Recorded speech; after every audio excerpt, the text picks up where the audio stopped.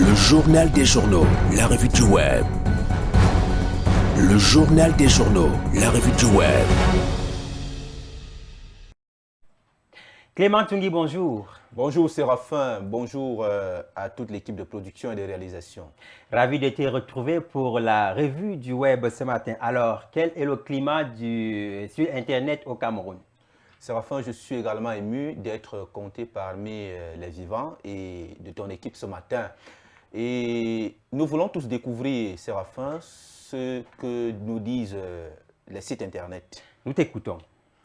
Mesdames et messieurs, une fois de plus, bonjour. Vous faites bien de vous informer sur nos antennes. Ce matin, nous ouvrons la revue du web avec le site Cameroun Tribune qui parle de production de chocolat camerounais et rassure que l'usine de Nkolmelen avance bien. Le ministre du Commerce, Luc Magloire Mbarga Atangana, a accordé une audience mardi dernier à Olivier Bordet, patron de la société française SAS Manta. Au menu de l'entretien, le point sur l'évolution du chantier de construction de la chocolaterie a lancé en juin 2024 dans le village Nkolmelen par Obala, département de l'Alé, qui est région du centre. Et il ressort du bilan dressé par l'industrie française que les travaux progressent conformément au calendrier établi. Le même site Cameroun Tribune parle ce matin, secteur militaire numéro 4, et parle sur cette page du nouveau commandant en poste. Principale recommandation faite au colonel Martin Hilaire Atangana par le général de brigade Aga Robinson Ndong, commandant de la 4e région militaire interarmée numéro 4. La restauration de la discipline et la crédibilité dans cette formation. Le nouveau commandant du secteur militaire numéro 4, le colonel Martin Hilaire Atangana, remplace à ce poste le colonel Raphaël Ndimako Mbarka, appelé à d'autres fonctions. Le général de brigade a qualifié le colonel Martin d'officier brillant à la carrière bien remplie qu'a servi le pays avec distinction et honneur. Retrouvez l'intégralité de cette information sur le site Cameroun Tribune. À Douala, 5 dealers de drogue ont été arrêtés. À Tergal expose le site 237online.com. Une opération coup de poing menée le 27 septembre dernier par la compagnie de gendarmerie de Douala 2 a permis l'interpellation de 5 présumés trafiquants de drogue au quartier Tergal, zone Pamplemousse. 25% des Camerounais ont déjà expérimenté une drogue due, selon le comité national de lutte contre la drogue.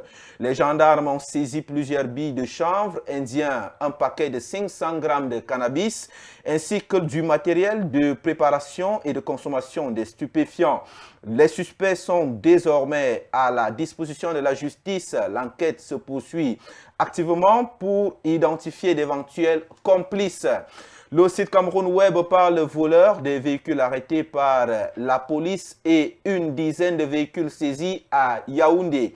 Un gang de présumés voleurs de véhicules a été interpellé par les éléments du commissariat central numéro 4, puis présenté à la presse le 30 septembre 2025 dernier à Yaoundé. Leur modus operandi s'articulait bien évidemment autour de 3 procédés bien rodés.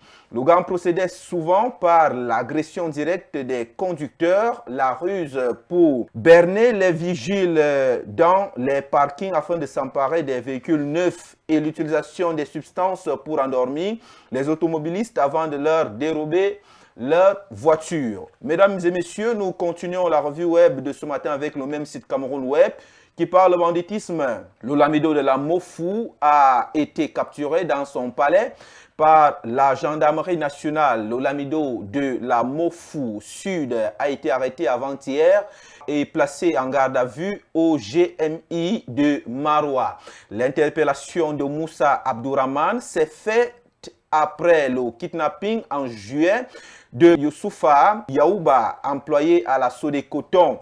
Ces ravisseurs avaient perçu une rançon de 5 millions de francs CFA à la famille de l'otage avant de l'exécuter. Après plusieurs mois d'enquête, 11 individus liés à cette affaire ont été interpellés par les gendarmes. Selon les sources, plusieurs lamidos sont donc à la tête du business de kidnapping dans cette partie du pays. Vous pouvez également retrouver l'intégralité de cette information sur le site Cameroun Web. Et nous clôturons en international ce matin avec le site La Dépêche qui parle de l'ambassadeur d'Afrique du Sud en France qui s'est suicidé en sautant du 22e étage d'un hôtel à Paris. Sa disparition avait été signalée par son épouse la veille. L'ambassadeur d'Afrique du Sud, Nkosinati Emmanuel Ntetwa, a mis fin à ses jours en sautant du 22e étage d'un appartement parisien porté disparu depuis lundi après-midi. Sa femme avait signalé sa disparition également la veille du lundi 29 septembre 2025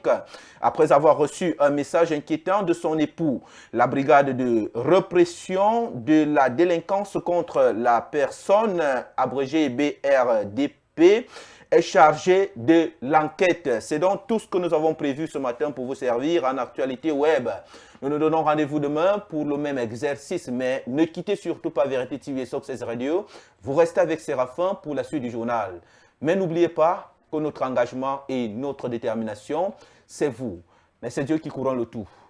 Séraphin, c'est tout pour ce matin. Merci Clément et à demain.